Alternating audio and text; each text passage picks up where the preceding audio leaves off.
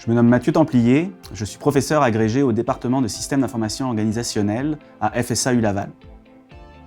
L'article que je vais vous présenter a été coécrit avec deux collègues chercheurs, Bram Adams de la Queen's University et Josiane Marsan de FSAU Laval, ainsi qu'avec deux collaboratrices de l'industrie, Nolwenn Mahé et Sylvie Bissonnette, toutes deux cofondatrices du collectif Design Thinking Montréal.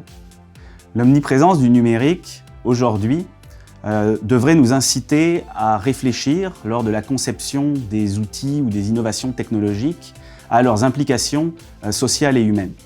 Cette réflexion, elle va passer en partie par les méthodes et les approches que nous allons utiliser pour concevoir l'innovation. L'exploration des besoins, aujourd'hui multiples et évolutifs, nécessite l'utilisation de méthodes beaucoup plus agiles et centrées sur la collaboration et la créativité. C'est ce que propose notamment l'approche du design thinking, qui repose sur les principes de dialogue et d'empathie, et qui place finalement l'humain au centre de la démarche d'innovation. L'objectif de notre étude est de mieux comprendre comment guider des organisations dans la mise en place et l'utilisation d'approches de design thinking.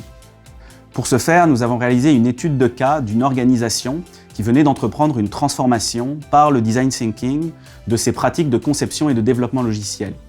Des entrevues ont été réalisées avec des employés et des clients et la documentation de l'organisation a été consultée.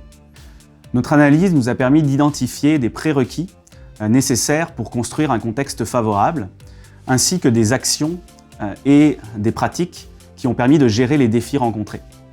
Au-delà des enjeux plus communs et reconnus de l'implantation de nouvelles méthodes de travail, nos résultats montrent que l'intégration du design thinking requiert la mise en place de nouvelles mentalités et la transformation significative de la culture de l'entreprise.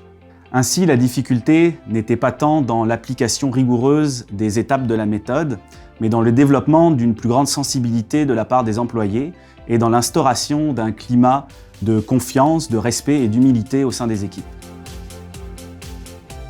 Dans le cas que nous avons étudié, au-delà de l'efficacité de la méthode, la transformation a surtout permis une amélioration des relations et des interactions entre les individus, ce qui a par la suite favorisé la motivation, l'engagement et la satisfaction, autant au niveau des employés à l'interne que des clients.